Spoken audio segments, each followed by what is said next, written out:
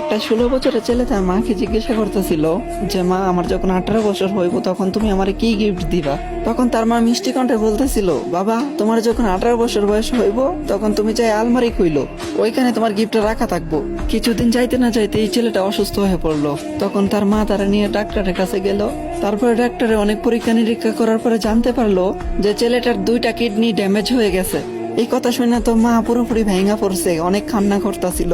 তারপরে এমনি এমনি 2 বছর কাইটা খেলো। 2 বছর পরে যখন ছেলেটা পুরোপুরি ভাবে সুস্থ হয়েছে, তখন বাড়িতে যখন ফিরে আসলো, তখন ছেলেটা জানতে পারলো যে তার মা আর বেঁচে নাই। তার মা তারা চাইরা অনেক আগে চলে গেছে। তখন ছেলেটা অনেক কান্না করতেছিল, আর কান্না করতে করতে তখন মনে পড়লো যে আলমারির কথা।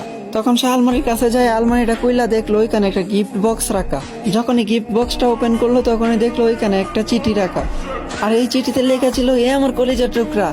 আরে ওই আমার কলিজার টুকরা, তুমি যখন অসুস্থ হয়েছিলা তখন আমি তোমার ডাক্তারের কাছে নিয়ে গেছিলাম। তখন ডাক্তারে বলতেছিল যে তোমার নাকি 2টা কিডনি ড্যামেজ হয়ে গেছিল, তুমি নাকি আর বেশি দিন দুনিয়ার আলো দেখতে পারবা না। তখন আমি এই সিদ্ধান্তটা নিছি যে আমার 2টা কিডনি আমি তোমার দিয়ে দিমু।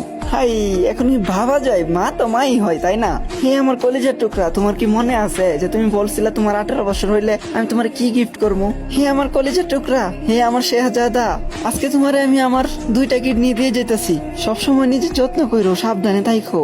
হ্যাপি বার্থডে মাই সান। আরে এটাই হয় মায়ের ভালোবাসা। মায়েরা কখনো স্বার্থ খোঁজে না। আর আজকালকার ছেলে মেয়েরা মায়ের কদর করতে জানে না। আরে ভাই, সময় থাকতে মায়ের কদর কইরো, হারায় গেলে কিন্তু আর পাইবা না।